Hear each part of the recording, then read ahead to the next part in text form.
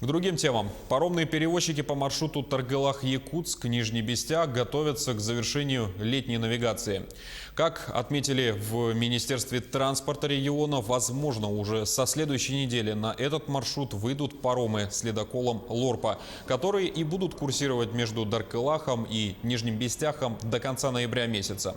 А пока перевозкой занимаются 7 паромов. Работают они с 6 утра. Последний рейс отплывает в 21 час 35 минут. Отметим, что с 23 октября повысились тарифы на перевозку на переправе Якутск-Нижний Бестях. Это было связано с тем, что на реке уже появились первые ледовые условия. Как на сегодня, предельная цена за перевозку 1 тонны груза составляет 980 рублей. Проезд взрослого пассажира и ребенка старше 10 лет составит 220 рублей. На ребенка младше 10 лет 110. За легковые автомобили придется отдать 685 рублей. За грузовой от 3450.